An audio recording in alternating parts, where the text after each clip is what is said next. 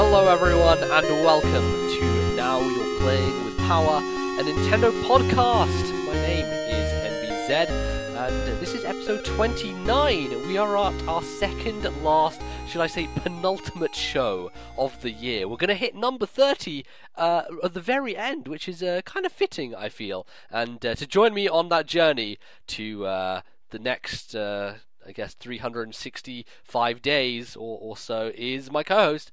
It's Bally. How are you doing, Bally? I'm good, NBZ. Very excited to go into the new year, and you know what? This year we have played an awful lot of games. My lord, we have, and you're going to hear about them in this show. So, Bally, why don't you tell the fine folks at home what we are planning for this particular episode? So after we talk about what we've been playing, we are going to talk for over an hour, most likely, about the top 10 games that we played this year that didn't actually come out this year. And the reason we have split things up like this is because on our final show, we're going to talk about our top 5 games on Nintendo platforms that came out in 2014. So that's going to be a more kind of topical one. This one, obviously, is much more related to this show, I guess. And all the games that we've talked about this year, we're going to rank the ones that we felt were the best, and it's going to be great because there are a lot of fantastic games that both of us have finally got to play, so looking forward to that. It's going to be good. But before we jump into all that stuff, we're going to talk about what we've been playing. And Bally, I'm going to start this week, alright? You, every time you go in there, I'm Bally, I'm going to be the first one to talk about. You're stealing my limelight. I am, I've got to do it. So, anyway, the reason I'm going to go first this time is because I'm going to talk about Super Smash Bros. On Wii U, commonly referred to as Smash 4, and probably what the fan communities will know it as for the future going forward, because I think Smash Bros. For Wii U is a bit of a shit name. I've got to be honest there. So yes, Smash Bros. 4, we've both been playing it, so we can both talk about this. It's been a lot of fun. I have really, really enjoyed Smash 4, and I think the main takeaway I really want to stress is online, and the online play is something that was much more of an unknown going into this game. Of course, we had the 3DS version previously, which did a pretty good job. I certainly think that it's a very playable online. There are issues that can occur, but 3DS was pretty solid. We were happy with it, right, Bally? Oh, absolutely. Once we were sat in, well, from my point of view, I was sat near the router. It was almost always seamless online playing with you, and that is just such a luxury we never had before. Absolutely. And now with Smash Wii U, we were kind of thinking, will it live up to that? Will it be the same? And I'm really happy to say it's even better than the 3DS version, and neither of us are using a wired connection, neither of us have the LAN adapter, so we're just both going through the Wi-Fi, and it works so well. And this is something I want to point out which is really funny and kind of just crazy considering how the industry operates on an ordinary scale. Nintendo release a game and it works online. It works perfectly online. What have the other companies been doing? Oh, Microsoft, Master Chief Collection. Wait a second, that doesn't work online. Isn't that fucking crazy that we live in a world where a Halo game doesn't work, but a Nintendo game does?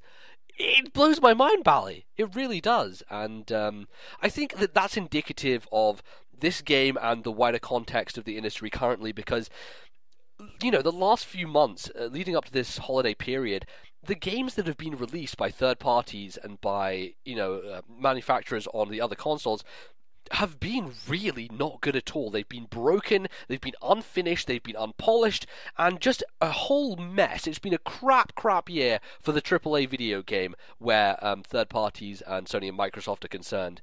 But god damn did Nintendo buck that trend. Smash 4 is one of the most polished, beautiful looking 1080p 60 frames per second goddammit games that I've seen in a long time, and it's brilliant. I am so happy that for everything everyone else has fucked up this year, Nintendo have damn well got it right. And that's damn well how it should be, Bally. It's how it should be. Exactly, I couldn't agree more. I think Smash 4 for the Wii U in particular is an incredible game. Absolutely incredible game. I'm sure it's going to be in our top games of the year next time. But yeah, I agree with you entirely. The online is probably my favorite aspect of the game.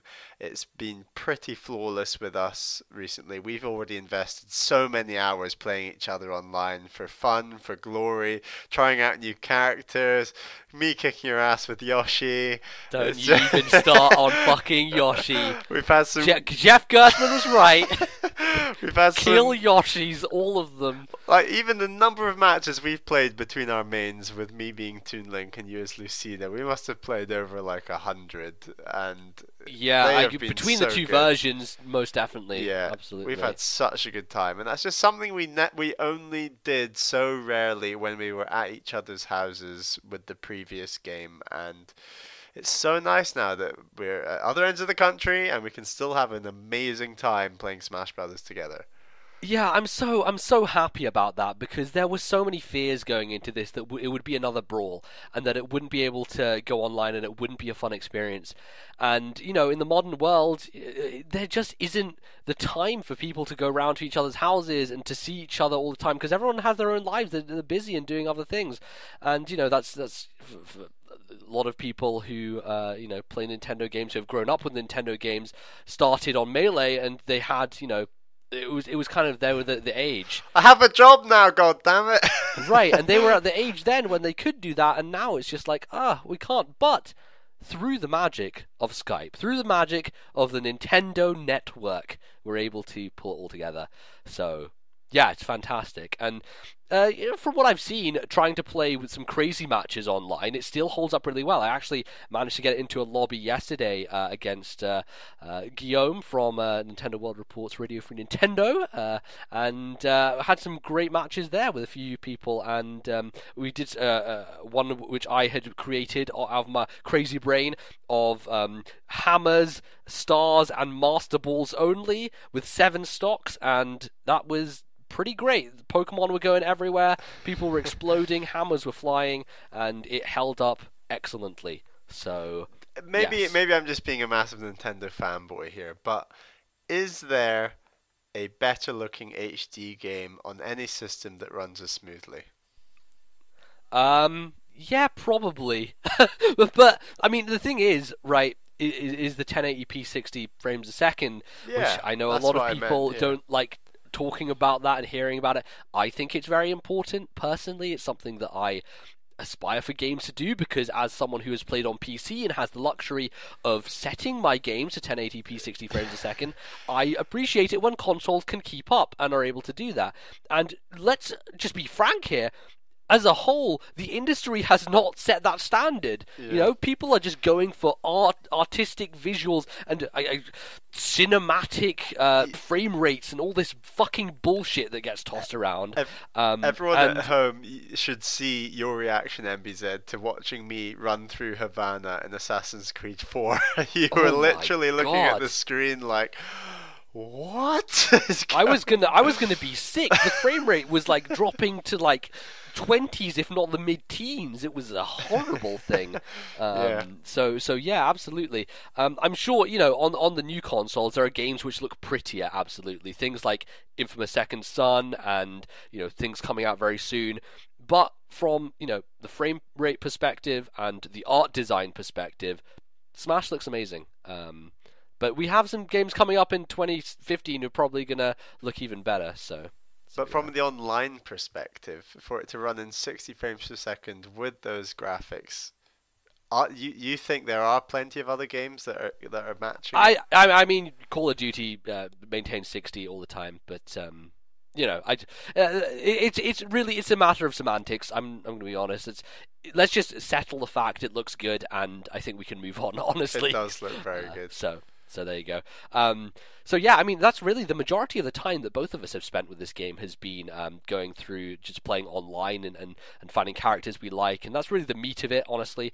When it comes to single player, I think both of us were maybe a little burned out to some point. You certainly more than me, because when the 3DS one came out, we went whole hog and did the single player modes and just went at it and tried to get trophies and everything. I'm still a big fan of getting trophies. I love it, and my favorite thing has returned. The final Smash trophies are back, baby, and they look great. I'm such a huge fan of them.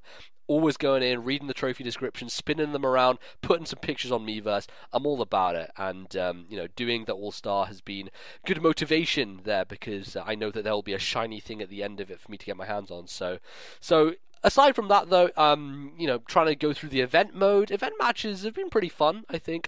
I don't think they had the same impact as they did in Melee, though. Would you agree with that, Bally? Yeah, I have no idea why, but like I thought I was gonna be ultra motivated to play through all the event matches straight away, and I'm not feeling it right now. I'm just a bit burned out on single player Smash Brothers, and I mean I have been playing plenty of other games, as I'll get to later in the show, but I don't know. I'm just every time I turn on Smash Brothers, I either want to spend coins for getting trophies, or I want to go on Skype and say, "MBZ, let's play online," because that's like the two things that I have the most fun with this game. Yeah, and it's so true. Smash is a multiplayer game first, and a single player game second. It's just it's the way of the beast. It's how it forms itself. So yeah, it's just been nice to have it though, and I think the one problem that is really annoying is nothing to do with the game itself, but it's to do with the stuff surrounding it on the periphery, with the whole situation with the GameCube adapter and the GameCube controllers, the Amiibo gate that's fucking happening, and the discontinuing of Amiibos. It's a sad state of affairs for Nintendo this year to have done so damn well with Wii U, to have brought out these huge hitters, which people love, are critically acclaimed, and are selling great, and then to kind of fuck things up at the end by having not enough stock for GameCube adapters, not enough stock of Amiibo, discontinuing Amiibo after their first run, not even damn telling anyone about it. It's really disappointing, and as a result, I wasn't able to get my copy with the GameCube adapter. Amazon cancelled on me, and then had the fucking gall to raise the price by 50 quid. Like, it's insane. It's insanity. Nintendo need to buck up their ideas when it comes to this stuff, because they underestimated demand, and there is demand for this stuff. They need to sort it out, man. It's just a horrible situation. To play devil's advocate, if I had to hand pick an area that Nintendo would completely cock up this year, I would have to have picked Amiibo, because it was the part of this year that I probably cared the least about. And that's really selfish of me to say it, and I do actually think that this cock-up won't actually harm them particularly financially, and although it will have pissed off a lot of fans, I still think they've now created an increased demand for the next waves of Amiibo, and they're going to probably come off the better for it. Yeah, well, it's not so much Amiibo I care about, it's much more the GameCube situation. Yeah. Which hopefully they are doing their damn best to create more of those things and get them out into the market, because I want one, man. And there's another thing. I mean, let's just talk about the most frustrating aspect of Smash Brothers Wii U, where we're concerned, is that when you're using the Pro Controller, you have to fucking change your default name every time, because the default setup for the Pro Controller has grab on the fucking shoulder buttons and dodge on the bumpers, which is just like, that's not how it works. That's not how the game works, Nintendo. Why did you do that? I really hope they put in a patch for that at some point to make it so that the default control mechanism for the Pro Controller is fitting with the GameCube setup. I have literally no clue why they did it the other way around. And it's so frustrating, because you'll go into classic mode and you will have forgotten to change your control setup to your name, and you end up losing all that gold because of it, because you're like, oh shit, I need to go back and change it. Yeah. Oh no, I lost all the gold I invested. Fuck my life. And yeah.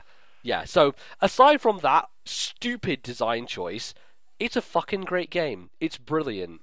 I would say that I don't think the GameCube pad would help that in the sense that the up to jump would still be on. So regardless of the controller you're using, you always have to remember to change your name profile, even if you. Are you sure that up to jump is default on GameCube? It was default in Melee before you swapped it in the thing, I thought. Oh wow.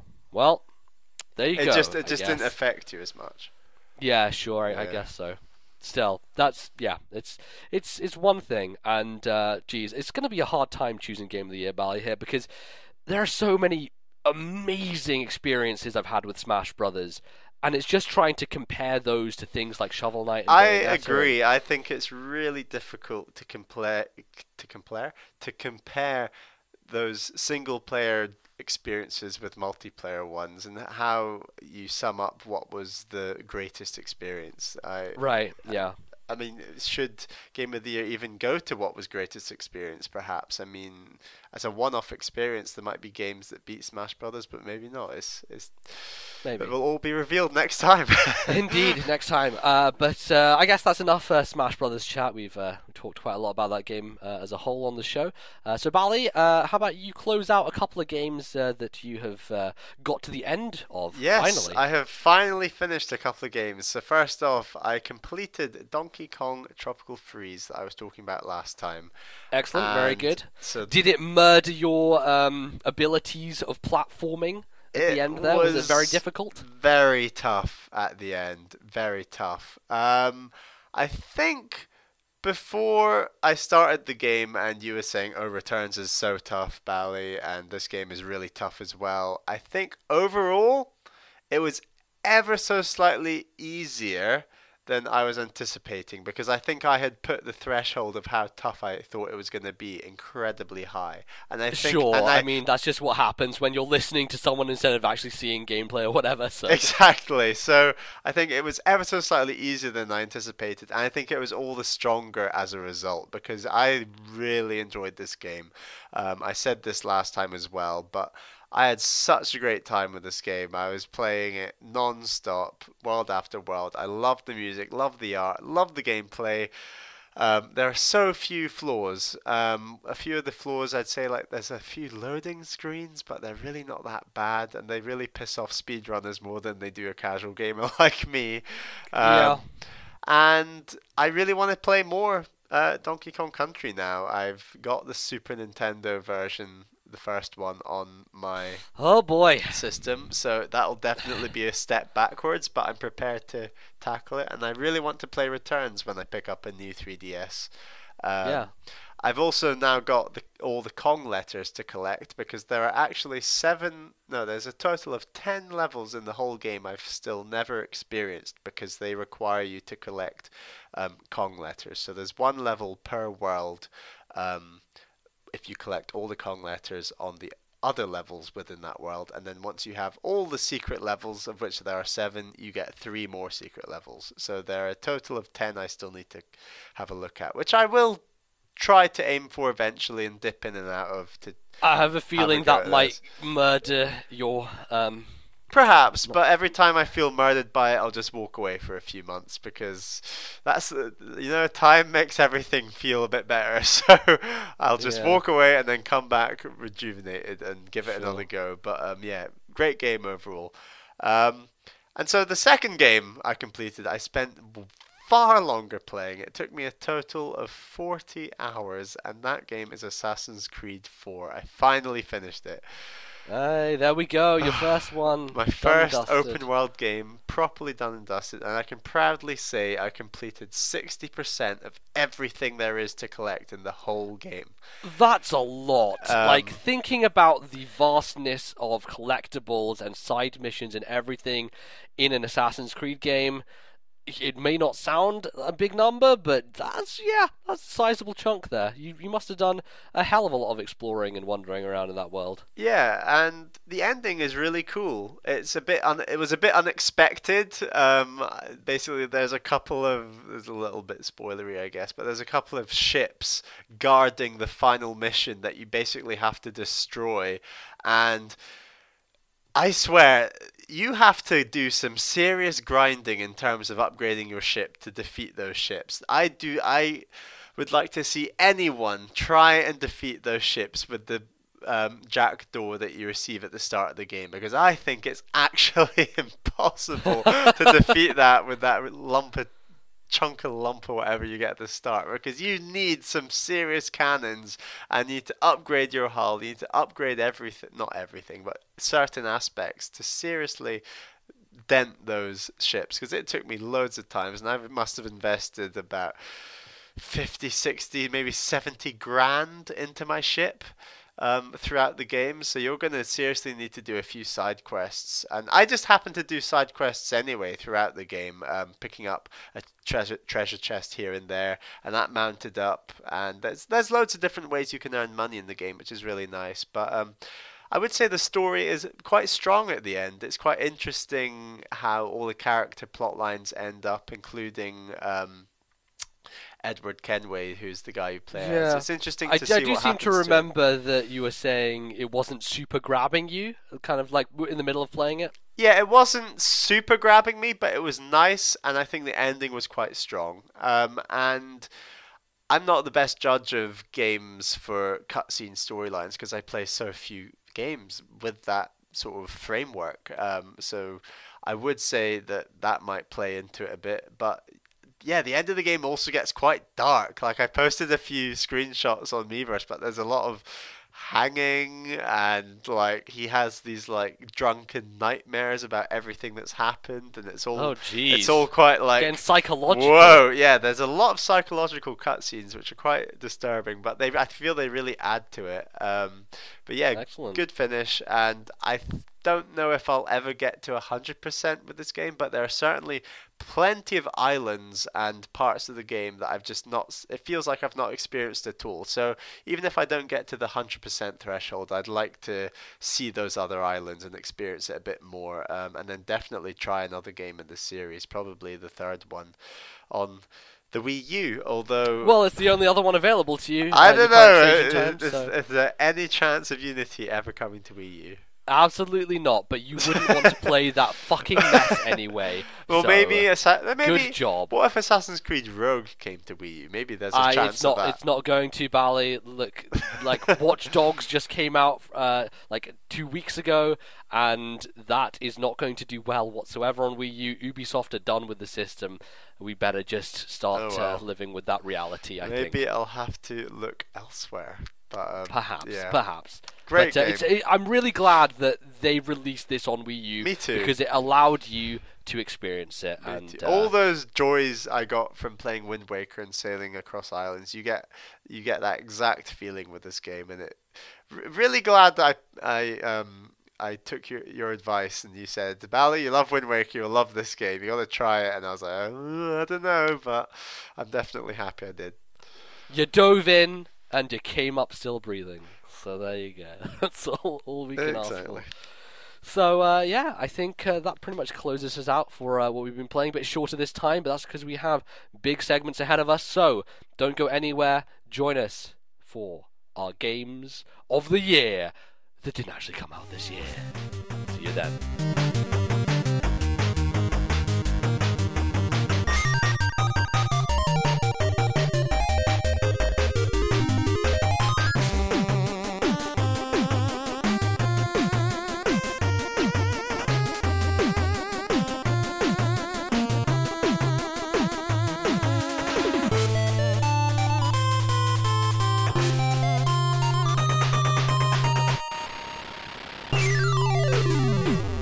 Alright everyone, welcome back to the second, I guess, and third half of the show, because of course this week we are doing our feature topic, which is not really a topic, more like discussion of our favourite games that we played this year that didn't actually come out this year. I know it's confusing, it's not hard to comprehend. We're calling it our Backlog Top 10, I guess.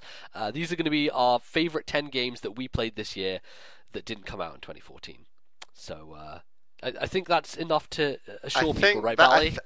think if you say any more, it'll become too complicated, and me personally, my brain might explode. So, like, Yeah. I think that was a really good way of putting it. Our top 10 games that we played this year that didn't come out this year. Yes, exactly. Excellent. Yes. Right. Because we're poor students, and I mean, I am, and I don't have money to buy all the games that come out in 2014. So we gotta go through with the stuff we already own. I think that'd be really interesting to see how much these 10 games cost each of us, because I'm sure it'll be quite cheap.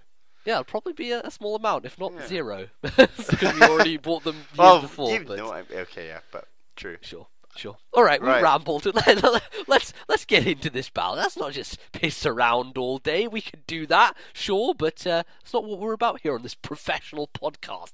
So let's get into it. Who's going to go first? Before we start, I did want to talk about maybe some honorary mentions that didn't make it into our top 10, and maybe give them a little bit of lip service, just to give maybe some reasons why they didn't make it, or a little bit about them. So how about you kick things off there, Bally? Well, I'm going to start by saying that I'm not including games that I've played partially before but finished this year or replayed this year. So I'm going to also include Wind Waker HD in that, because everyone knows it's my favorite game, but I think it was just a bit boring to include a game like that in this list, because it's a remake. I've played the original, so I'm not including that. Likewise, a very good game I played this year was WarioWare on the Ambassador program, and I'm not including that either, because I've played the GameCube version before and it wasn't exactly a new experience in its entirety. And then a top game that didn't quite make the list because the other 10 were just that bit better, I have to say, would be Star Fox 64 3D. Oh, interesting. I played, yeah, so that didn't quite make it. Other than that, I think that there aren't any other fantastic games I played this year that should have made the list. Kirby's just not quite cutting it. It's not even. I don't think it's anywhere close, honestly. Yeah, it's good. It's good, but it's not great. And all of these games are great. All right. Well, I guess along similar lines as you with Wind Waker and with WarioWare, I decided I really could have Super Metroid in this list, but I have played most of Super Metroid, like the vast majority of it before this time going through it, and I thought, it's a great game. It could be there, but there are some other things that I wanted to keep on this list. So Super Metroid is obviously fantastic, but I'm going to leave it to the side. And the same thing with the third Phoenix Wright game, Trials and Tribulations, because I only just finished that game at the start of this year, and I was basically at the end of it when I picked it up. So I don't really count it as this year because I played most of it last year, so I'm going to leave that to the side.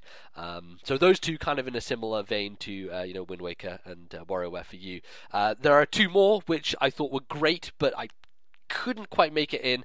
One of them was Infamous 2, which I am a huge fan of Infamous, but I think the impact of the open world design and the powers and everything was somewhat lessened just because I've had the experience of the first game. The first game was really a huge thing for me that I absolutely adored.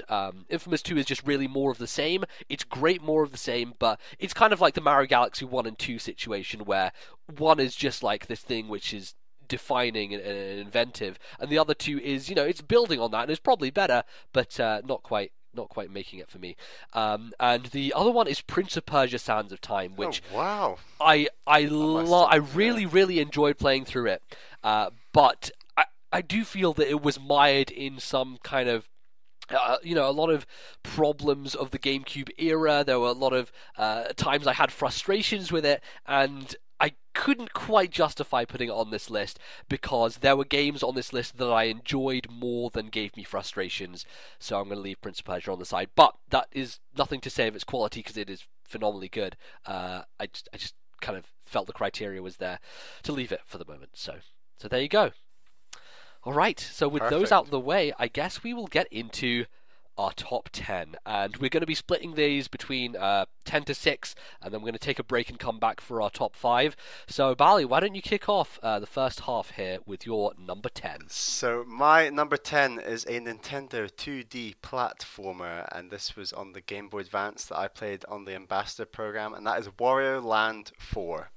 Excellent. So, really solid game. I think the best thing about this game is the level structure and the way Wario handles. So he's very heavy. He literally feels like a fat Mario when you're. I mean, that's all him. you want, isn't it? It's perfect, exactly, and it's a really solid platformer, really challenging bosses, a nice idea. Nice level design in that you have to run back through the level. So there are many levels where you're running back a completely different route, and I just loved that about this game. It's really crazy music, very similar to WarioWare in that sense. I like the music, but I'm not in love with the music like I am in many of the other games on this list. But really solid game. I mean, you've played this game, NBZ. Yeah, I played it a couple of years ago, so it doesn't really qualify for mine. But absolutely, I just think Wario Land 4, and the whole Wario Land concept is really unique. It takes the platforming genre in a very different direction, and it makes the focus much less on the minute-to-minute jumping and more on different aspects, more kind of puzzly aspects, and it's something different and it stands out. So, and I think one of my New Year's resolutions, and I'm sure we could maybe do a segment on this in the future, but I'm keen to play other Wario Lands next year. I'd love to experience more of it because it's a great game. I mean, skip 2, I'll tell you that, as I've I'll explained. take your advice. Yeah, but certainly the first Wario Land's great, and I've heard many good things about number 3 too. So, and they're both on the VC, right? Yeah, they're both on the Game Boy 3DS. Virtual Console. I bought 1 and 2 as soon as they came out, and they're really playable. They're much more playable nowadays because of the save state functionality, of course. There's actually great. In many ways. So yeah, Wario Land 4, I'm happy that made your list. It's a solid entry. So good stuff. Alright, so I guess we'll move to my number 10. My number 10 is a game I bought on a sale on 3DS at the very beginning of this year, and beat in like about a week or so. It's SteamWorld Dig. SteamWorld Dig, a really, really awesome independent Metroid-y style digging game where you control this robot who digs down onto the surface. You collect a bunch of gold and minerals, go back up, upgrade yourself, get better pickaxes and more abilities, and you get faster and higher jumps. And it's this really great feedback loop that is designed. The company's Image and Form. They are, they've done a couple of things in the past, I think, on DSi, but this is really their first big hit. And a lot of people really adored this game, and I was, hanging on for a while for a sale that eventually came around and picked it up. And yeah, it's absolutely worth playing, Bally. It's certainly something that you should be keeping an eye on at sometime next year to be picking up, because it has a lot of those sensibilities from games that you have been introduced to this year that I think you would appreciate now that you've gone through them. Does it have? I've heard it has, and you said before it has like sort of grindy RPG elements and like you're building up. Is that right?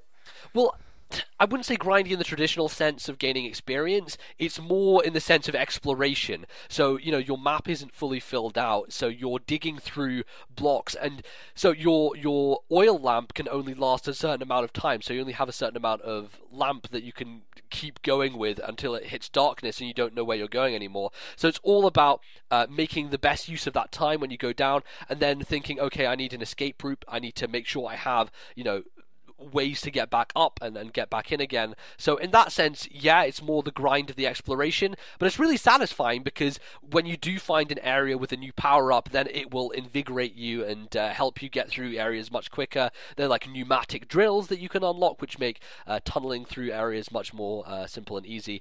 And yeah, it's just a really nice, super well-designed game. I believe it's available on Wii U and 3DS. I played the 3DS version. The 3D is pretty great, and they have actually announced a sequel called SteamWorld Heist, which is a completely different type of game. It's the same universe, but it's set in space, and it's like a turn-based strategy RPG. So they're taking this concept and doing a different genre with it, which is really exciting. So I think that's coming out 2015. Who's the developer?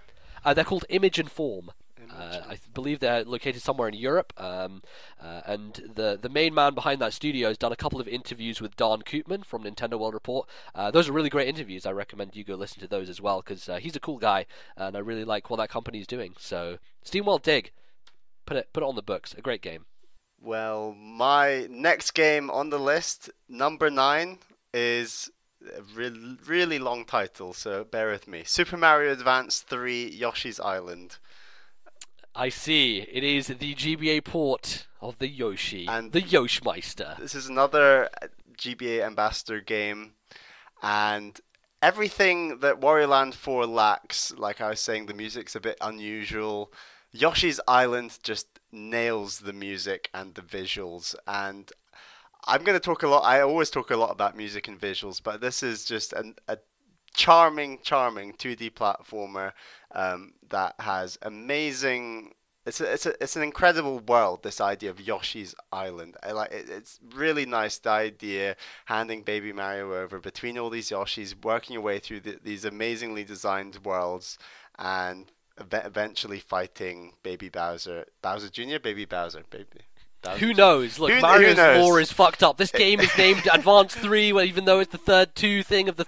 No one knows, Bally. Super Mario World 2? Yeah, exactly. Yeah. So it's confusing name, but a great game. I'm kind of interested here because from what I was remembering of you talking about these two games, if I was going into this list, I would expect Wario Land to be higher than Yoshi's Island. Is there a reason that this pipped Wario? Was it purely the visuals and the art and the music that overcame what I think is probably superior gameplay in Wario Land? In terms of gameplay and pure platforming and physics, I agree with you. Wario Land is definitely the better game. But for this game, I feel the music and the visuals and not the story, but the setting is really charming. And the final boss, other bosses in the game, I really like the idea of eating enemies, creating eggs, throwing those eggs. I think that's a great mechanic, even though I still think Wario Land is stronger mechanically. Sure, but I think maybe Yoshi's Island is more was more unique at the time with what it was doing and the crazy stuff. But yeah, certainly, yeah, it's. I mean, it does have a lot of stuff going for it. It's just that art and music for me, it just pipped Wario Land 4. And if I had to play another one of those two games again, I'd be more keen to play Yoshi's Island. Interesting. I will. That's certainly not something that I expected. So, so there you go. You're surprising me already, Bally, and we're only at number 9. Well, what a journey we have left before us. So many. Journey before us. So yeah, I guess is that all you want to say on Yoshi's Island? Yeah, I think so. What is your number 9? So my number 9. Maybe you probably don't even remember I played this game. But what this game is. Number 9 is Electronic Super Joy. So this is. I am struggling to remember this game. This is very typical if you know me and what I like, because it's a Meat Boy-esque, infuriatingly hard platforming style game. In the same vein as things like They Bleed Pixels, as VVVV, as the newly released Phoenix Rage, which is a game that I really want to play and is on Steam. Electronic Super Joy is just this visual arrestation of your brain, because honestly, if you have epilepsy, I would steer clear of Electronic Super Joy, because the amount of flashing images and crazy art that's flying in your face is just bonkers, to the point at which you'll probably have to be taken to the hospital and stay there for many days as you try and get all of that out of your head. But it's just such a well-designed, super fun, infuriating platformer. It does all the great things that those games do. You'll instantly respawn if you die. There's no kind of loss of momentum. There's no live system. It's just like all those, Meat Boy style-esque games. And I really like it. The art style isn't necessarily something to write home about. It's very kind of pixely and I guess generic pixely, but the stuff that they do with it makes like your brain bleed. The music is like dubsteppy, but I'm kind of your weirdly, favorite genre. I'm kind of weirdly into it just because the game affords itself the ability to. It just makes sense within that game world. It gels together, and so I'm not really put off by it that I usually would be. And yeah, it's. I think the interesting thing about it more so is that it does try and tie platforming to music much more. It uses the beat of the music to kind of time when you should be making your jumps and the rhythm you should be going at. So it's certainly a very interesting one for that. So Electronic Superjoy, it's not available on Nintendo platforms, unfortunately, but it is available on Steam, and I think it's a PC exclusive at the moment. It may come to other platforms, but it's great. It's really great. And in the future, I hope, Bally, that you try like something like VVVV, which is similar to this, but yeah, and I can of the same that, kind of of the same kind of caliber. So cool. So there you go, Electronic Superjoy. It's crazy. So it's nuts. My number 8 is a little game I think you know a thing or two about, NBZ. I might do. And I hope you're not going to kill me for this being here. Oh no. But it's Metroid Fusion. Ah, there we go. Excellent. So maybe you're happy it's even on this list, but absolutely. I was kind of thinking that you've played a lot of good games this year, so maybe Fusion would be squeezed off. So yeah, and it's yet another. This is 3 in a row for Game Boy Advance games on the Ambassador program. It seems to be a tradition here. I'm sure next year we're going to have more variety on your end, Bally, as you've pretty much played every Ambassador game available to you now. I have 2 left to play. Those are Mario vs. Donkey Kong and the Minish Cap, which we will eventually play at some point together, hopefully. But Metroid Fusion, I mean, this was the first Metroid I actually played start to finish. Yeah, and I thought it was a good one to introduce you to the series with because of its natural more linearity. Exactly. You get more time to get accustomed to the mechanics of Metroid without having the wondering and exploration of Super Metroid. So I thought it worked well. This game is so fast-paced, it's ridiculous.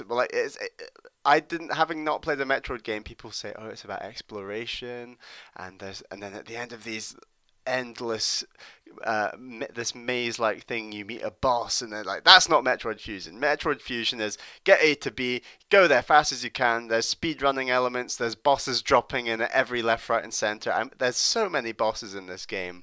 And I mean, Fusion's an adrenaline rush, yeah, right? Exactly. It's just like non-stop. Let's go, go, go, and just getting power-ups, getting items, everything. There's all this hidden stuff.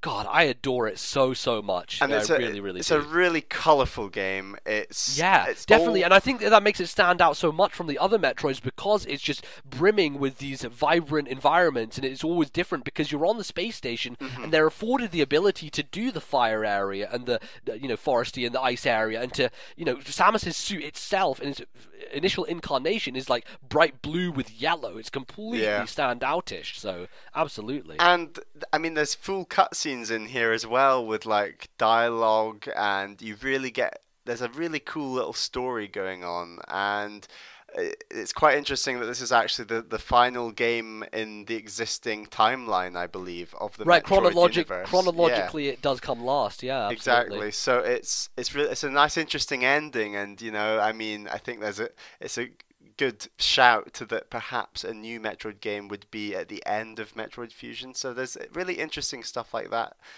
with this game, and as my first Metroid game, I found it bloody difficult. There was a lot of dying on bosses, especially the SAX, which is the main antagonist of the game. I'm just going to put it out there. SAX probably in my top 3 villains of all time in video games. It's cool. Shiver, a tingling, scary enemy that you have to face because of the fact it is so much more powerful than you every time you come across it. And man, it's a hide and seek game with that thing, certainly. But yeah, just an amazing game. This is on the Wii U Virtual Console. I'd highly recommend it. Yeah, It's and a of course on really there you have great save game. states to abuse too. So Perfect. I did not have that luxury, and I would say this game would be even more enjoyable with save states, especially if it's your first Metroid, as it was mine. sure, excellent. Yeah. Well, I'm really glad that got a mention and a chat because I love me some Fusion. But we're going to go to number 8, which is one of the all-time classics that I played this year. It is The Legend of Zelda: A Link to the Past. Ah, excellent. Yes. So yeah, by every means imaginable, the hardest Zelda I have ever played. There is no doubt in my mind that that is the case. It's so challenging and it's so intricate and interesting, and it does stuff with 2D level design that really at the time I'm sure was so groundbreaking. It certainly has less of an impact at this point, but is still super impressive. On the scale of, it's similar to Super Metroid, where you go back to these games and you realize, wow, this was being played in the mid 90s. Like, this stands up so well, and as I said and annoyed a few people on past episodes, Link to the Past holds up so much better than Ocarina of Time, and I think fundamentally it is a far superior game to Ocarina. And it has that original template. Let's really think about this, because the first Zelda, yes, it had the open world and the dungeons and the bosses, but the whole idea of using the items in the dungeon and making the puzzles designed around those items, that really comes to the fore here. This was the innovator. This was the one that set the template. And I mean, every Zelda since then has pretty much followed it pretty strictly up to the point of, even Skyward Sword. And I think it deserves huge props for that. It's a fantastic experience. It definitely, frustrated me at some points with its difficulty, but I don't think that there's that's a reason to not play it, because it's certainly an excellent experience. Well, this is a game that I own and is on my backlog, and I will definitely be playing in 2015. So Certainly. yeah, I look forward to it, and I will definitely be abusing the save states at times. But You should do. and like I've played my own fair share of hard Zeldas this year. But yeah, look forward to it. All right. So what's your number 7, Bally? My number 7 is a game that I've actually been playing the last few months and completed, as I was speaking about earlier in the show, and that is Assassin's Creed 4 Black Flag. Excellent. And I believe this was the same placement as in Giant Bomb's Game of the Year last year. They had Assassin's Creed 4 at number 7. Number 7. That's really funny. Yeah. So, I mean, I've already said a lot about this game, so I won't go on too much, but just... I've never played Assassin's Creed, and this was a great way to get into the series. I mean, really, the thing you need to think about, of people listening, for Bally, is this is the first modern open world game he'd ever played. He had no context, no experience for anything like this before, so... I think the fact that it's above things like Metroid Fusion and Yoshi's Island for you is testament to how much you enjoyed it. Yeah, absolutely, and it could have even been higher on this list. But I remember when that Ubisoft sale went on, it was like 11 quid. I was like texting you like, I think I'm gonna get it. And then I got it, and then I realized, oh god, what have I done? I've now got like a 40-hour game in my backlog, but. There were so few points in this game that really bored me at all. It was because I'd never played one. I didn't mind obviously the tailing missions where you're having to stalk behind someone for a long period of time. They do get frustrating, but I don't feel like there were anywhere like enough of them in the game to bog it down, for me at least. Right, and I think the interesting thing is, of course, you weren't burned out on those. Exactly. You never experienced them before, and that's something certainly that comes into Assassin's Creed's detriment a lot of the time. There have been like 7, 8 of these games. Oh, God. People are so tired of the mechanics. The people who have played it for across the years are now kind of like fed up with them, but for you, certainly they're fresh, so that certainly made all the difference, as well as the fact that this was one of the games to introduce brand new mechanics to the series with the ship combat. So, and that's the great thing about this game, is that for me, and this will have been a criticism amongst many others who have played other Assassin's Creed, is that for the first couple of hours you're just based in Havana, which is like any other, feels a lot like a European city from the other games. So Sure, for yeah. the first 3 hours, I was basically just playing a regular old Assassin's Creed, and then all of a sudden, plot twists happen. You get your ship, and the world just expands massively, and like the game just went to another level for me from there. And oh, it's such a great experience, and I'd Yeah. highly recommend you try it at some point. Although I do know you have Assassin's Creed 2 to play. Yes, that's true. And I feel like I am less inclined to enjoy one of those games because I do have a lot of experience playing Perhaps, these yes. things. I've played what many people claim to be the greatest open world game of last generation, which is Red Dead Redemption. And I'm not sure if Assassin's Creed games can live up to that, but there's certainly opportunity at some point for me to play one of them. So. Certainly. So let's move on to my number 7 then.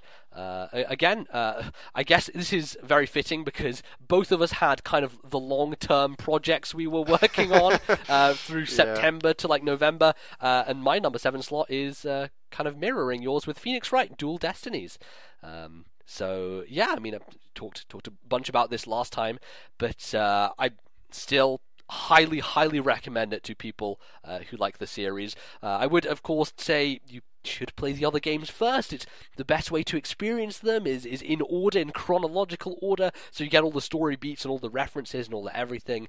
But man, it's just such an upgrade. I think that is the biggest point about it is if you think about the history of the Phoenix Wright series, the original trilogy came out on GBA and has been ported again and again and again to the point where they hadn't worked with a new engine for this thing and since like 2003. So it's like a complete overhaul on every sense. The visuals, the music, the 3D artwork, everything is just upped to a grand scale, and it takes the Phoenix Wright formula, doesn't change huge amounts about it, but refines it into such a perfect way.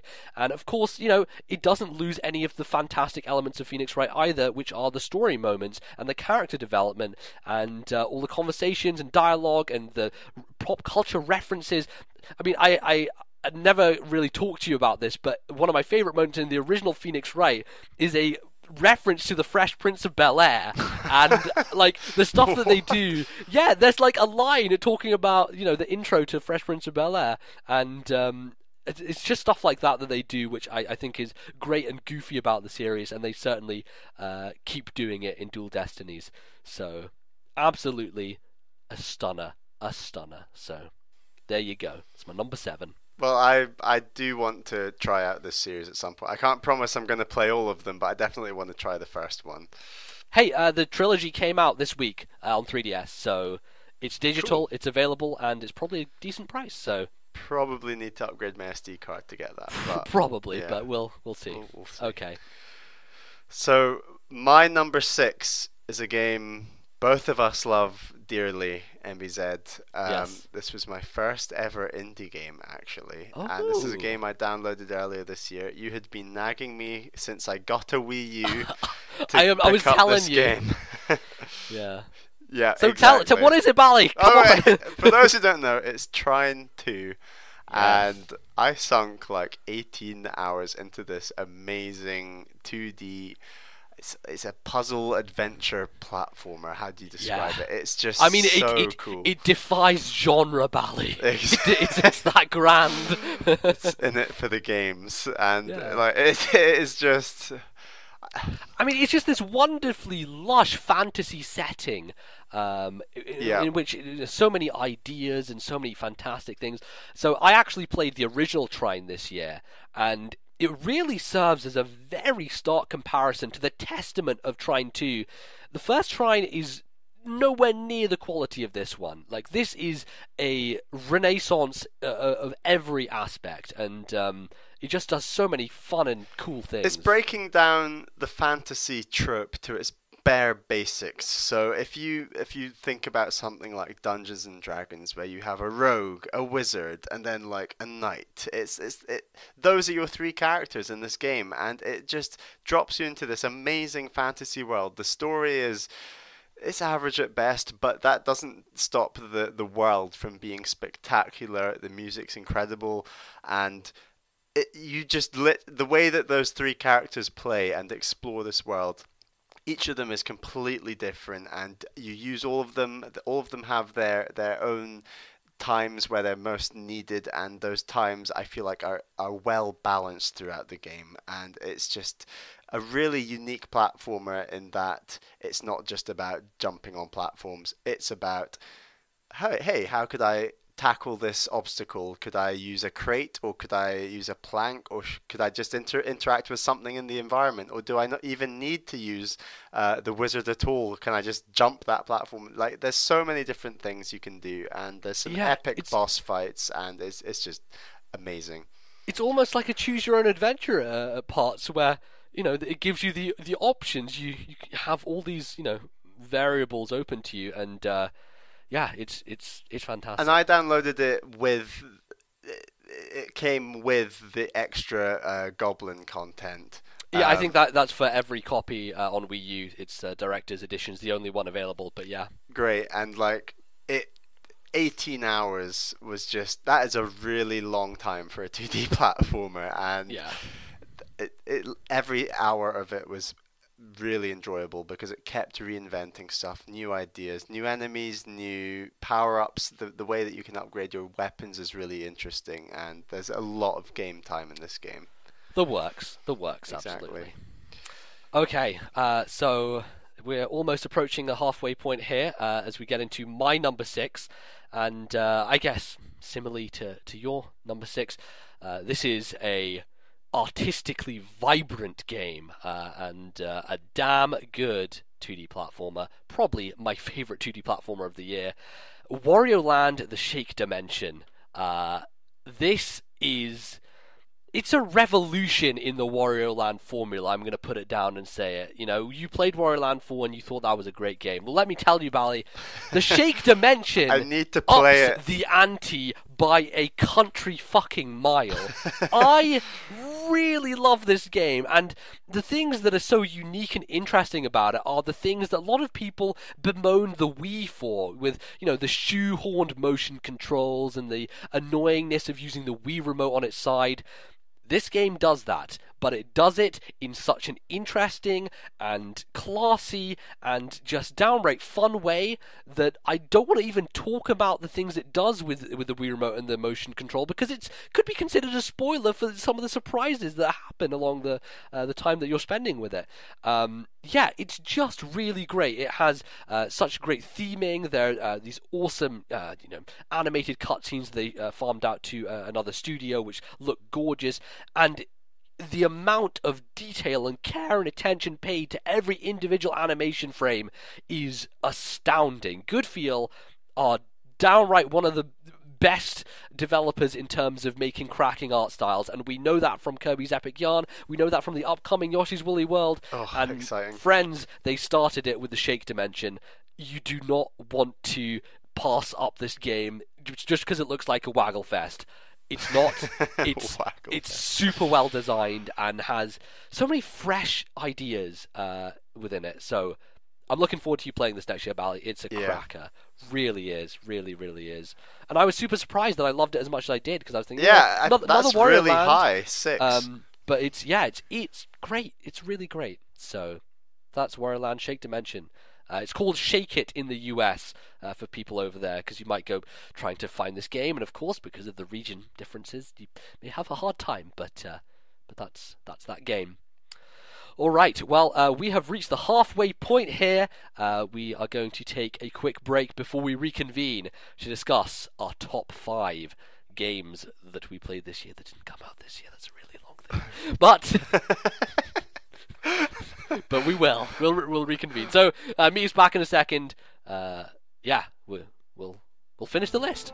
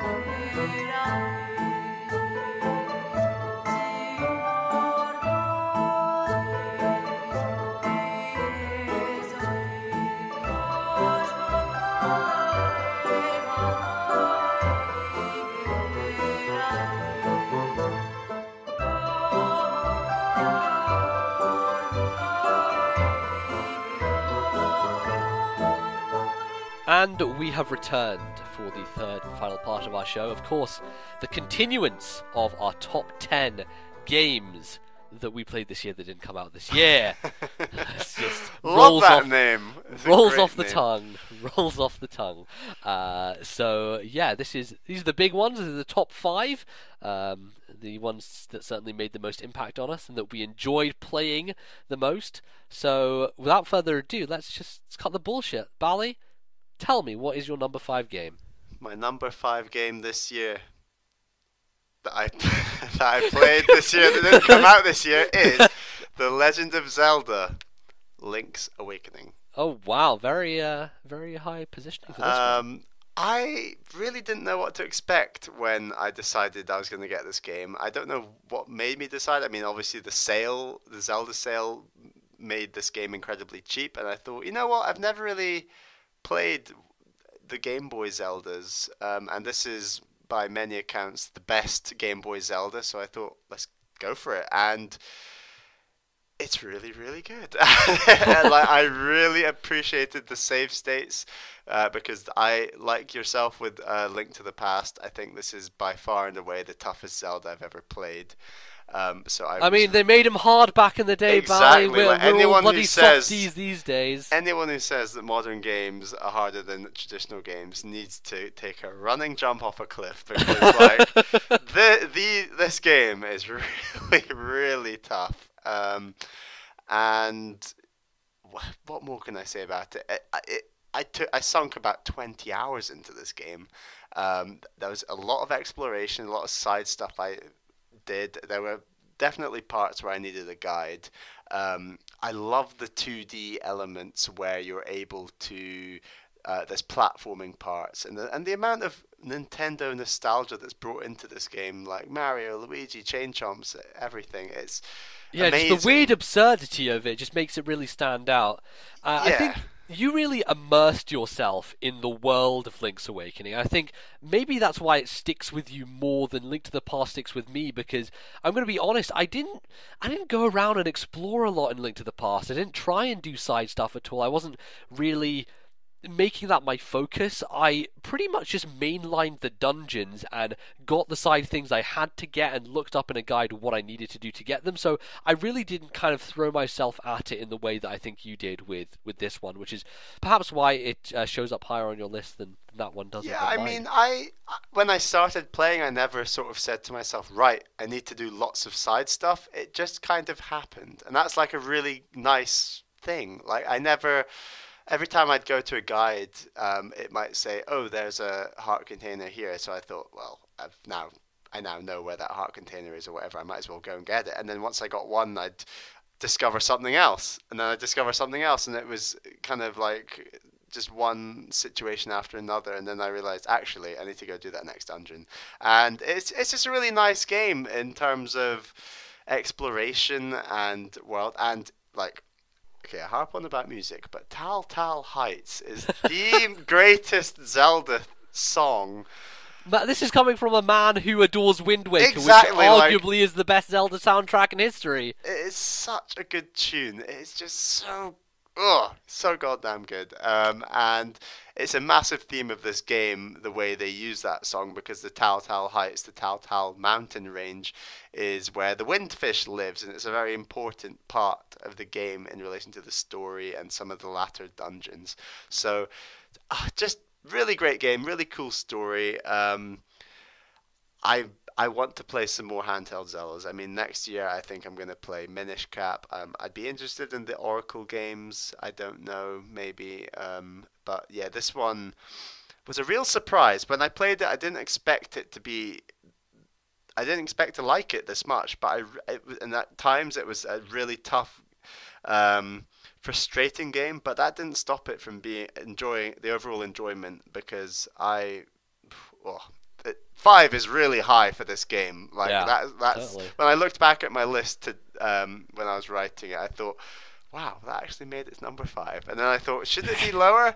And I thought, no, Kind it of shouldn't. arguing with Yeah, yourself. exactly. I was over like, no, it definitely shouldn't be lower I because mean, I kind of really did enjoy it. the meta game of making a top 10 list is just a weird thing within its own right of you have no one else to discuss with because it's your own list, right? It's your own personal preference. Exactly. So it's a weird one. So I kind of find that curious. But anyway, a great game, yeah, Link's Awakening. Let's move on to my number 5, which is a game that I never actually talked about on the podcast. I can't remember why this happened, but it's very short, and it's another game that I played on Steam, and I actually played the spiritual successor to it last time on the show.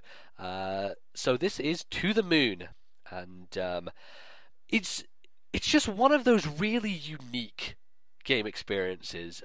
I'd heard people talk about it for a very long time. I got it in a Steam sale, maybe a year before this, before I started playing it, and people always talked about it as this kind of Super Nintendo style overhead view that told this really endearing story, and it's very light on game mechanics. You have wandering around and walking about, and there's like puzzle solving elements and talking to people and stuff, but the main thrust of it is the storytelling, and it's so well written and has so many unique ideas. It has this sci-fi element of being in dreams, and I tell you, talk about pop culture references.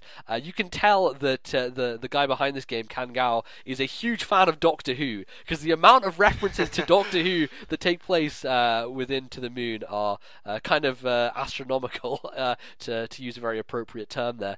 But it's just it's beautiful. It's beautiful. I can't really say it in any other way. It's just one of those unique experiences that I think everyone should try and find time for at some point.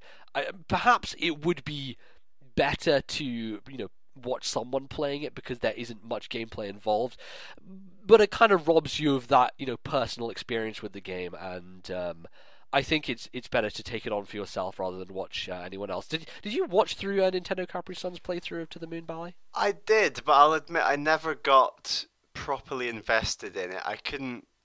For whatever reason, I just couldn't get into it to watch the LP at least. Now, that's not to say I might still enjoy playing it, but I don't know. It just didn't click with me, that LP, and I love Nintendo Capri Sun. So yeah, I think it's certainly perhaps a disconnect in the watching of it versus the playing of it, and I think that maybe does have a greater impact. But it's really like about maybe 4 hours long, and I played it over the course of 2 days, and I just couldn't seal myself away from it because I was getting so absorbed into the backstory, and the way that it works is it tells the story going backwards in time, so what happens at the end, and it's almost this heartbreaking tale as you go back through this guy's life and just see all the the hardships that he's had to go through, and I just really adored it. I thought it's just so unique and fascinating, and I'm really looking forward to what he does next. He's such an interesting game developer that anything he touches, I'm straight for it. So there you go, To the Moon,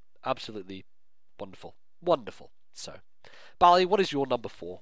So my number 4 is actually a game that you disqualified from your list earlier, but that game is Super Metroid. Ah, indeed, the grand old Super Metroid. It's quite a bit ahead of Metroid Fusion in this setup you have for your top 10. It is, and I will definitely justify that, because for me, Metroid is all about, it's the exploration, it's the eeriness, it's the having fewer bosses but more epic bosses, and that's what I feel like this game has over Fusion. I guess more memorable moments. More memorable right? moments, exactly. And the ending of Super Metroid is just the most incredible gaming ending. Like, it's just in Nintendo history, it's just become this incredible thing that everyone looks back at and thinks, "Wow, that is really cool." And I didn't. It evokes emotion with no dialogue, with exactly. no explicit cutscenes, but it just does such an incredible job with it. Yeah, absolutely. And like, Zeebs is just an incredible world to explore, and right from the start of the game, you're from your ship. you just delve deeper and deeper and deeper, and you realize, wow, this world is like mad, and And there's it's some all interconnected as well. It's so exactly. well woven together. And even though the level design is incredible because it doesn't actually take as long as you think to get from A to B, and then once you get some of the unlockable weapons and power-ups, it actually makes world traversal much quicker in parts because there's shortcuts, there's other things like that. There's plenty of secrets, of which I actually got very few in this game. I really struggled because I missed a lot of energy tanks, like really Yeah. badly. I finished the game on like 5 or 6, and it was Yeah, God, I'm surprised you even managed to yeah, it was get through it pretty with that. brutal. Yeah, but I did use save states a bit, and I, I just had such a great time with this game. I played it after Metroid Fusion, but for me, I just preferred it for some reason. I can't fully justify those reasons. I mean, I mean, I guess the just open world. yeah. There's a big part of it, and the backtracking ability, and a lot of that stuff. Super Metroid does fantastically. I mean, I'm not gonna not justify it being on your list. It is one of the all-time classics. So there you Yeah, go. Taking a slot at number 4, certainly deservedly, I think. yeah. So yeah, well, I guess we'll move on to my number 4.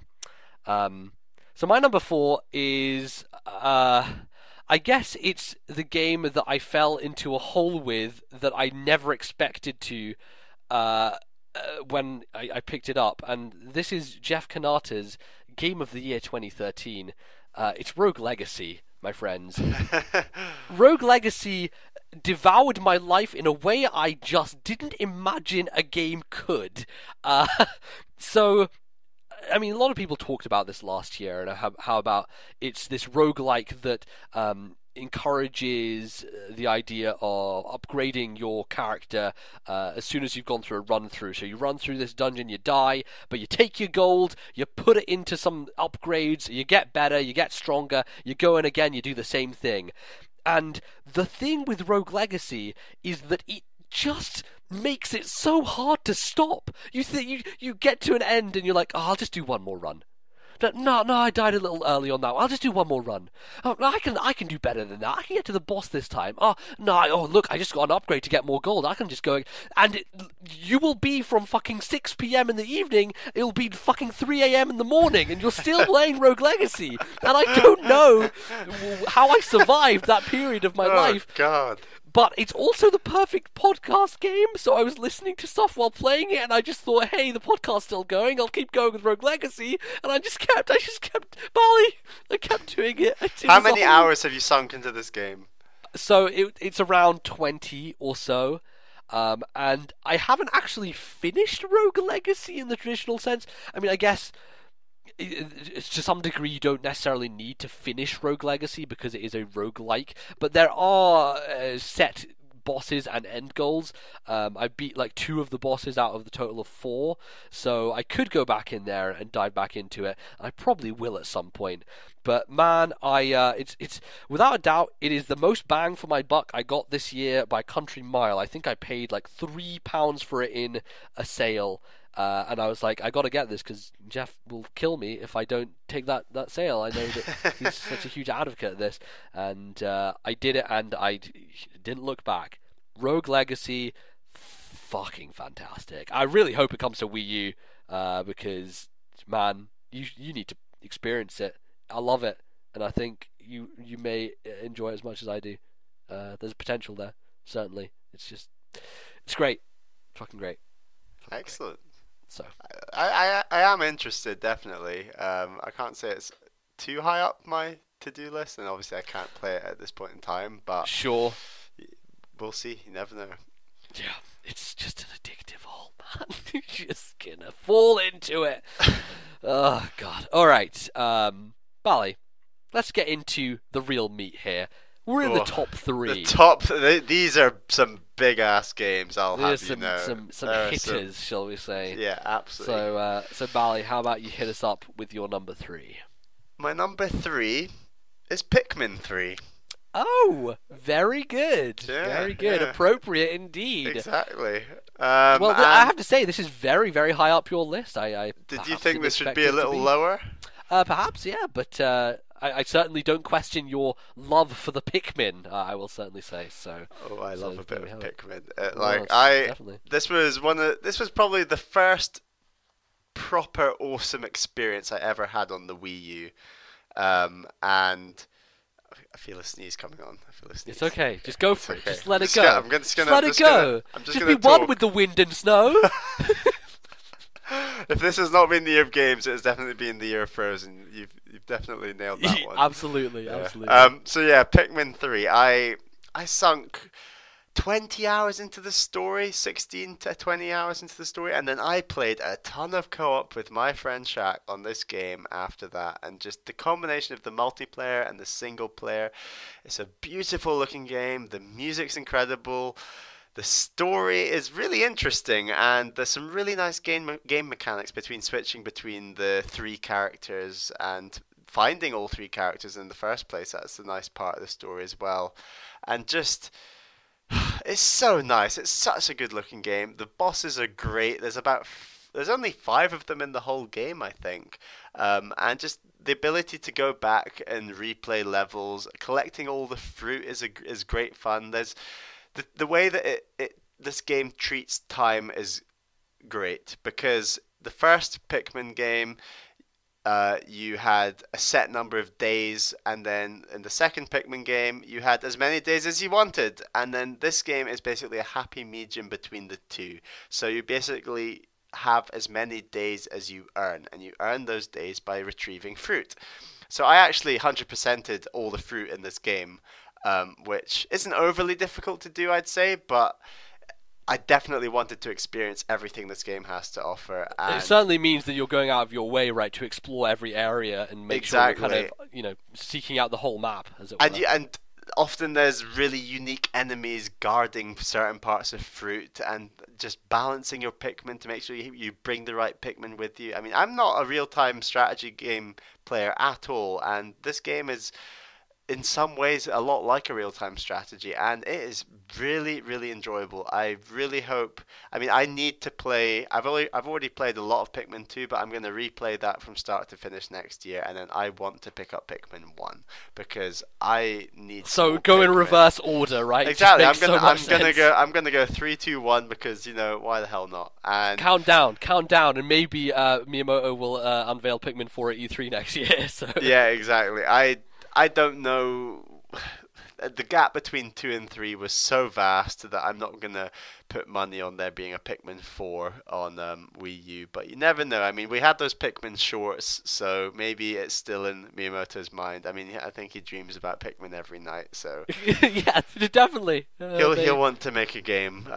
Such a great game. Definitely deserves my number 3 spot, Pikmin 3.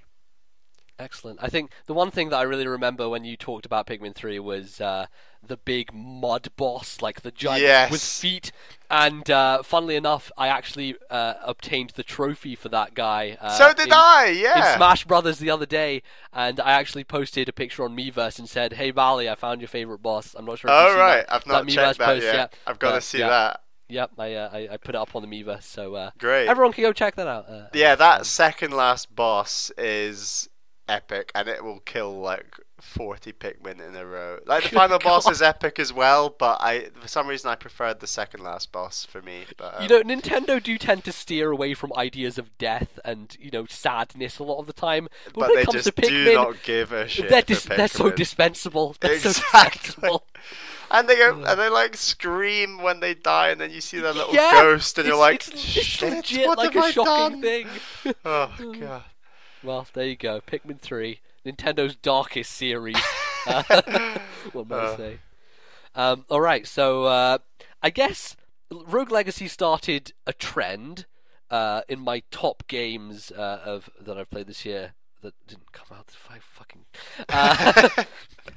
So it started this trend, I guess, of games that I started and then just like mainlined, and that could not be truer of the third entry in my list, which is of course right,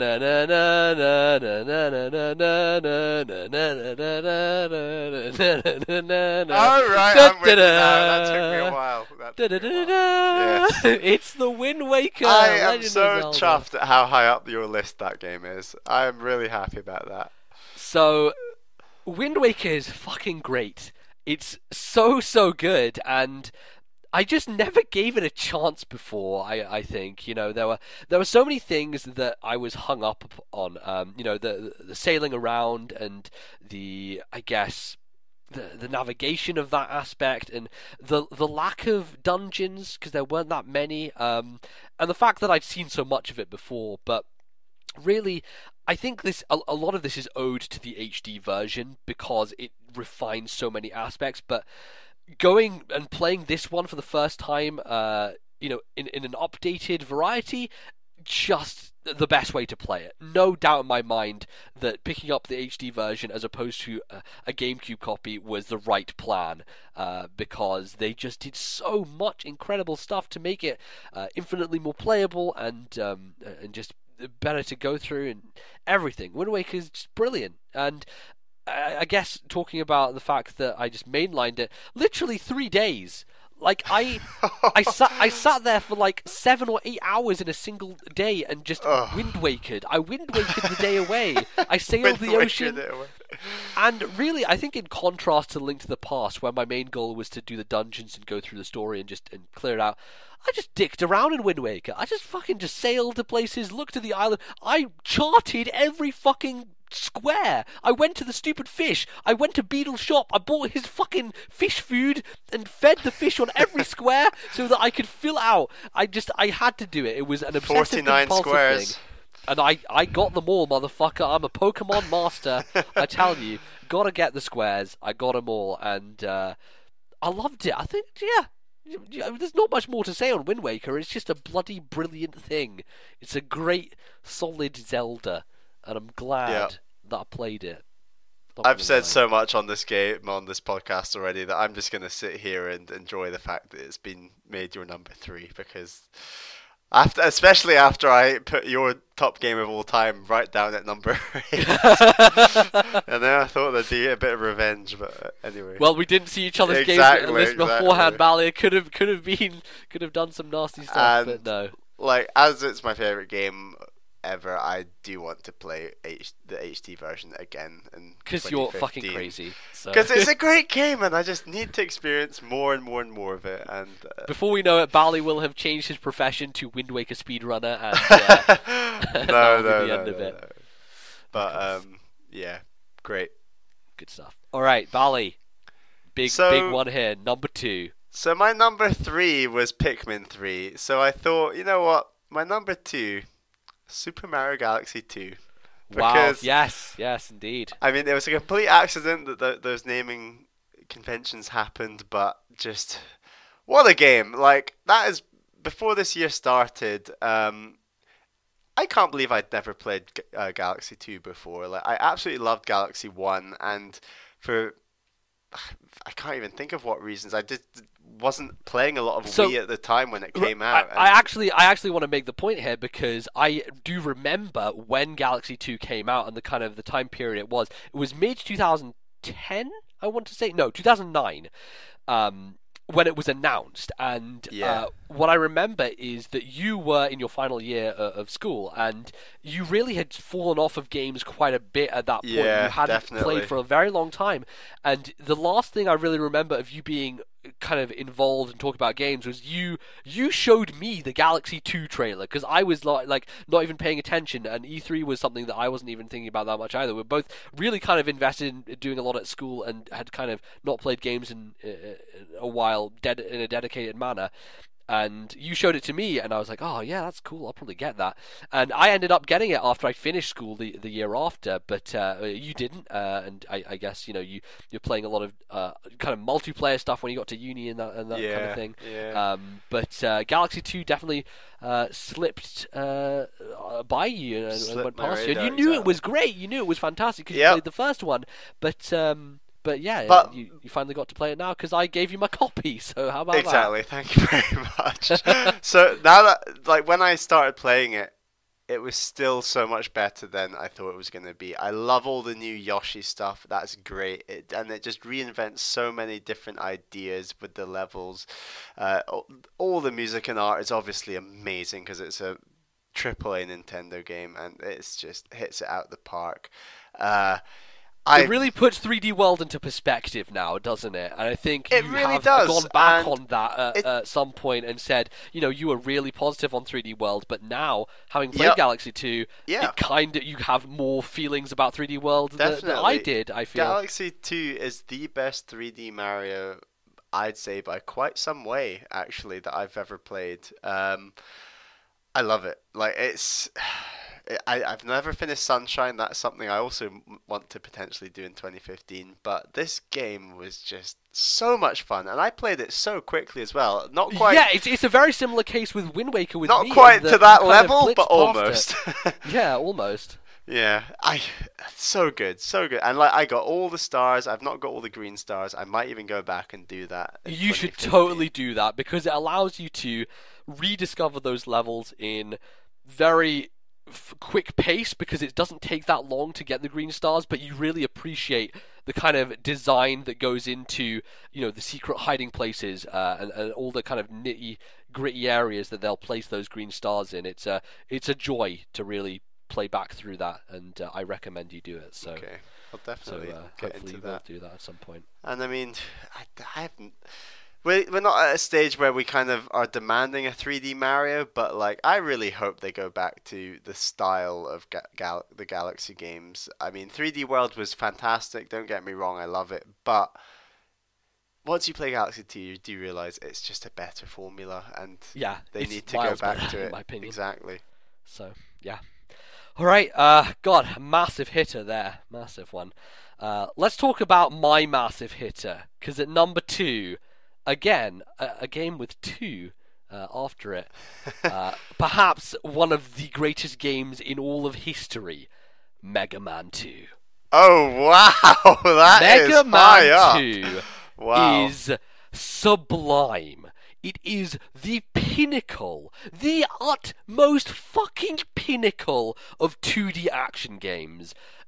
I fucking love Mega Man 2. Let me tell you that this game is going to be one of those on my list that from now on I will probably play once every year or 2 years because it's so infinitely replayable. It has a difficulty curve that is at some points seemingly impossible, but when you get the mechanics down and nail it, it just feels so good.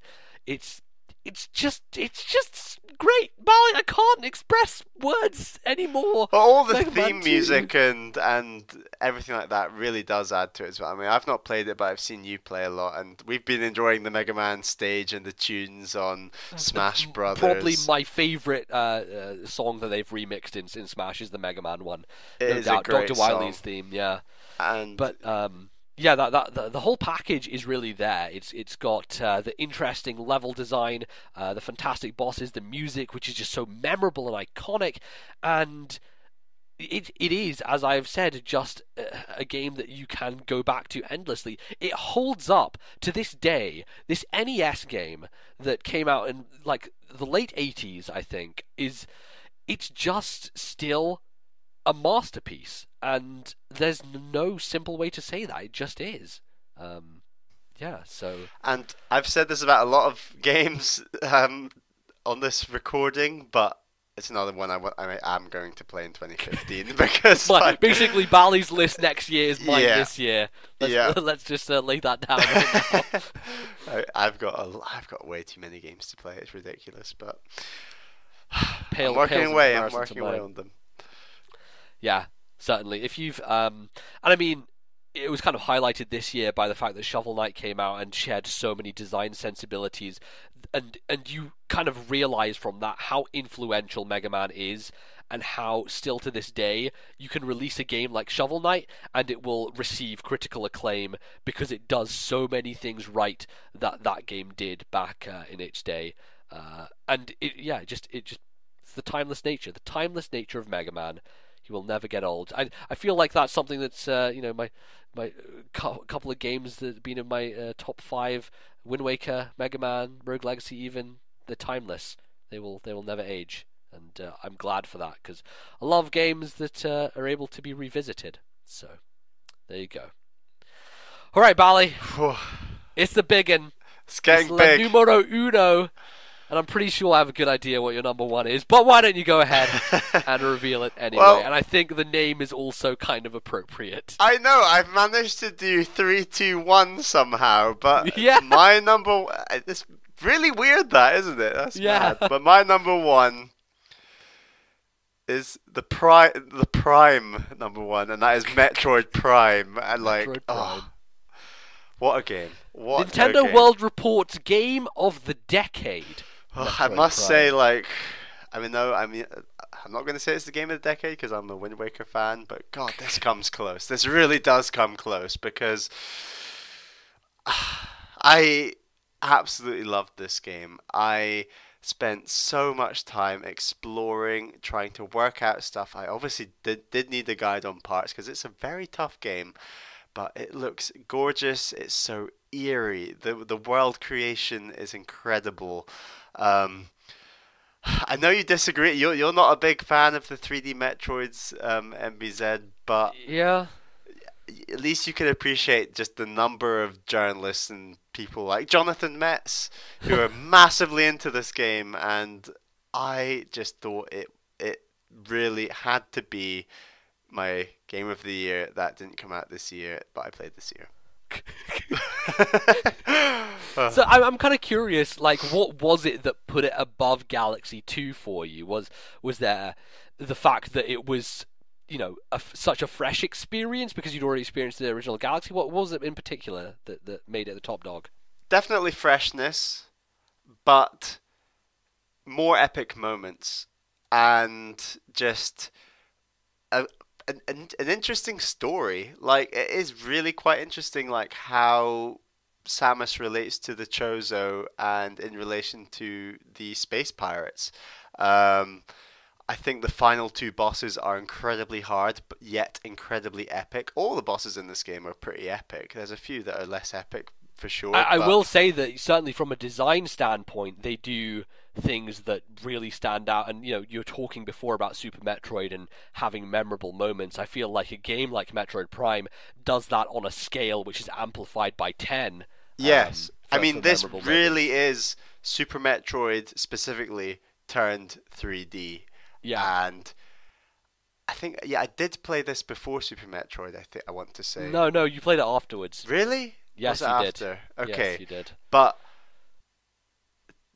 I just thought it was so much like Super Metroid, and the way that on paper it doesn't sound very exciting to say, oh, let's turn Super Metroid 3D, but the way that Retro Studios made this game work and pulled it off amazingly well, I was absolutely blown, and I was so against playing this game when it came out. I was like, I don't want to play that. It's bloody scary, and there are scary moments. I'm not gonna lie, but yeah, it's surprising to me. It's probably the most atmospheric and eerie and kind of alien game that you've ever played. And oh, definitely. You got over those I guess stopping points because my urge to discover and explore outweighed how terrified I was at times. Maybe not terrified, it wasn't quite that bad, but perhaps the first time where enemies do pop out and stuff like that is quite freaky. But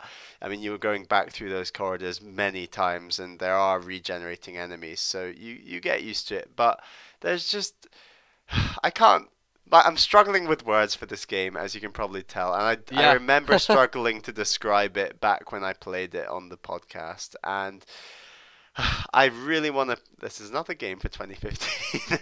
I really want to play Metroid Prime 2, and apparently that's even more eerie. I've heard that it's harder. Yep. I've heard that there are frustrating elements to it, but I'm prepared to try and take those on the chin and give it a go, and we'll see. We'll see. I don't know if it'll have the same impact as this game had on me, but I'm pretty excited to try it out. Well, official Nintendo magazine gave it a 97 back in the day, one of those high scores ever. So That's why I thought that Prime 2 was better than Prime 1 for the longest time, because ONM gave Prime 1 95 and they gave Prime 2 97. So clearly that point 2 really mattered. Yeah, exactly. But yeah, certainly not a valid way that I judge games anymore. But Metroid Prime, I think that's certainly a deserving spot at the top of your list, and I actually did predict that would be your number one beforehand before we did this. So I guess Interesting. Yes. on the money. Very on the money. I mean, you remember how ecstatic I was after playing it and completing it. It was such an achievement and so much fun to do. Oh, certainly. I think you did tell me it's probably my biggest achievement in games. Is Metroid Prime. Probably, and I think it took me 16 to 18 hours. Really, really awesome experience. All right, Bally, let's get to my number one. So you, for many of these games, you discussed the amount of time you spent with them. Yeah. Now, there are games, and then there are games, and the game which I spent the most time with this year, which I enjoyed the most this year, and which I consider perhaps one of the greatest video games ever created in the history of man, is Xenoblade Chronicles. My friends, this is the best JRPG I've ever played. This is perhaps one of the best games I've ever played, and I played it for fucking 80 hours. Can you even imagine? That is you even? That is double what I spent on Assassin's Creed 4, and I did 60% of that game. Now, I'll be fair to Xenoblade, what am I saying? I'll be fair to Xenoblade. I started it about 3 years ago. So one may think, hey, you can't really consider it for this category, but I had gotten maybe about 30 hours in over the course of the last 3 years. It was really this year that I decided, look, everyone talks so much great stuff about this game. I've loved so much of it so far. I should really go back and just go through and push through and finish it. And I am so glad that I did, because there is just nothing else like it. Honestly, it has the scope of nothing I've ever seen before. The whole concept and idea that these two worlds are these giants that existed before time began, and they had this great war, and then they died, and life started forming on each of them like their own planets, and that each environment is tailored to that idea. And from every area in the game, you can look across these vistas and see the other parts of the world. You can see the head of the Bionis from its knee. You can see the whole of the Mechonis before you, and you can everything is so vibrant and lush and incredible and amazing. It's amazing. It's just, there are no words that I can use anymore. Superlatives do not exist for the things this game does. My mind is blown on multiple occasions. The story is crazy. I love it. It was one of the things that kept me going. The battle system is interesting, unique, involved, but not too involved, and has so much depth that I didn't even go into. The characters are varied and interesting and have great individual moments themselves. Bally, look, I know that it's not a game that you're particularly interested in, but for the sake of your gaming history, knowledge, and experience, fucking play Xenoblade Chronicles.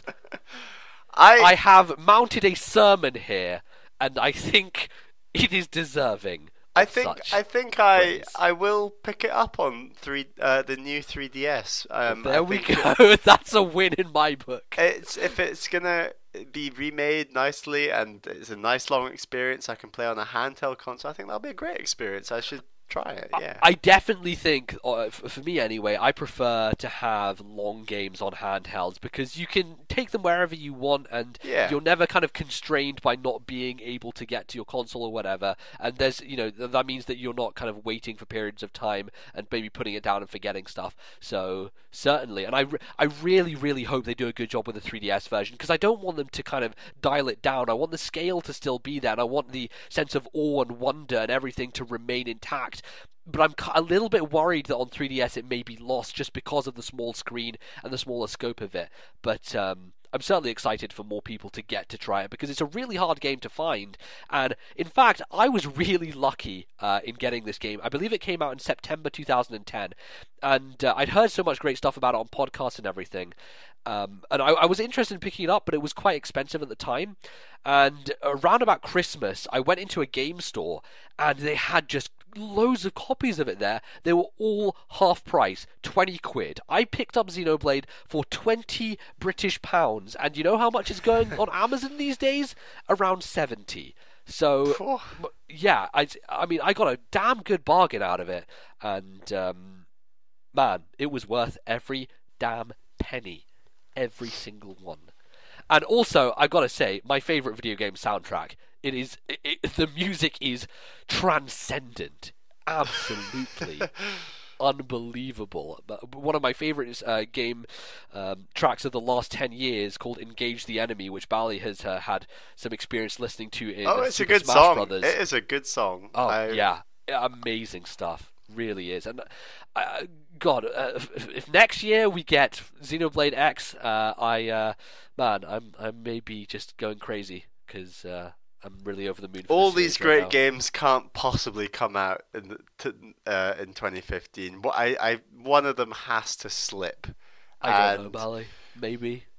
I don't know. Xenoblade might be that one to slip. It might be Zelda. I'm not. I'm saying no because I think it actually has like a spring release in Japan. Oh right, excellent. Definitely gunning for later in the year in Europe and the US. So there you go. Well, Bally, we've done it. Do you want to do a quick rundown before we go, just to refresh everyone's mind from 10 to 1? So I'll go first. So my number 10 was SteamWorld Dig. Number 9, Electronic Superjoy. Number 8, Legend of Zelda: Link to the Past. Number 7, Phoenix Wright Dual Destinies. Number 6, Warrior Land: The Shake Dimension. Number 5, To the Moon. Number 4, Rogue Legacy. Number 3, The Legend of Zelda: The Wind Waker. Number 2, Mega Man 2. And number 1, Xenoblade Chronicles. So, I guess my list was number 10, Warrior Land 4. Number 9, Super Mario Advance 3, Yoshi's Island. Number 8, Metroid Fusion. Number 7, Assassin's Creed 4, Black Flag. Number 6, Trine 2. Number 5, The Legend of Zelda: Link's Awakening. Number 4, Super Metroid. Number 3, Pikmin 3. Number 2, Super Mario Galaxy 2. And number 1, Metroid Prime. Very good lists, I think. Looking at those, yeah, fantastic 20 games. There is some theming going on in yours. I find 3 Metroid games. 3 Metroids, absolutely. Which certainly is testament to how much you have enjoyed being introduced to that series this year. Absolutely. I really am surprised I've never played a Metroid game in the past, especially since you've been such a big 2D fan of the series for a while now. Absolutely. So I'm really glad I got into it, and yeah, I'm just really happy I played some amazing Metroid games. And some amazing games in general, as did I. Exactly. And I'm so pleased that you finally played, start to finish, and enjoyed it so much, The Legend of Zelda: Wind Waker, because I did it in 3 days, Bally. 3 it was like I blacked out and Wind Waker was done. Yeah, certainly. So there you go. All right, well, that's going to close out our show. How about we do some plugs and get the hell out of here? We've been running a long one this one, so let's do that, Bally. Where can people find you on the internet? They can find me on the Twitters at Ballyman91. That's BALLYMAN 91, and that is also my name on Miiverse. I have been posting a bit. I plan to play a bit of Super Mario World. I think is gonna get started, so I'll be posting a bit about that on the Miiverse. So yeah, go and follow me on there if you want some screenshots. I've been posting quite a lot in general and getting loads of yeahs, as usual. Loving the yeahs. Yeah. You're a yeah whore, Bally. I'm such a yeah whore. Just love it. All right, well, you can find me on Twitter as well. I'm at Lordnbz, and the same name on Miiverse. My Miiverse posts have generally been me showing off my Smash Brothers trophies. I just completed the Skyward Sword set, so I'll put up a picture of that in case you're interested. And yeah, loads of cool things with Smash Brothers on the Miiverse. I'm enjoying doing that with the fact that you couldn't do it on 3DS, and now I finally can. So try and take advantage of that as much as possible. Of course, you can always find us on iTunes, and that is the best way to get the show. You can subscribe; it will be downloaded to your podcast service of choice. It's very easy to do, and it means you never miss an episode. So be sure to subscribe to the show, and yeah, we'll always be here every 2 weeks. So you never have to worry for your Nintendo talk, chat, whatever we're going to be discussing. So that is going to be it for this show. No. Okay, Bally, wait, hold the horses. What have I forgotten to do? Very importantly, next show is our final show of the year. Yes, that's right. We've done this is our first year. Right, the entirety of 2014, every 2 weeks has been a show. So next year we are going to do our top 5 games of the year. And in order to listen to our fans and see what you guys have to say, we really want you to write in and tell us what your favorite game of the year has been. So send us an email, and that email address is nyppquestions@gmail.com. Excellent. Yes, I I completely just was going for the end game there. I was about to cut us off. Yes, thank you, Bally, for reminding us. So yeah, we are going to do the top 5 games of 2014 next time. We just don't have to mess about with the stupid titles anymore, so no worry about that. So yes, send us emails of your favourite games that you played this year, because we really want to read those out, and we want to get that audience communication going, and I'd be really curious to see what the general consensus was from people who listened to the show. So yes, nyppquestions@gmail.com. That's going to be us. That is going to be the show. We will be back in 2 weeks' time. I believe the next show is going to come out literally the last day of the year, at least the YouTube edition of the show will. So we're going to squeeze in there right before we move into 2015. So yeah, that's so have a good Christmas, I guess. Or I guess. Or Hanukkah. Or whatever you celebrate. Or that other one. I hope it's good for you. I hope it's good for you, and we'll certainly enjoy ourselves as well. Thank you once again for listening. You have been a great audience, and we will see you next time. Goodbye.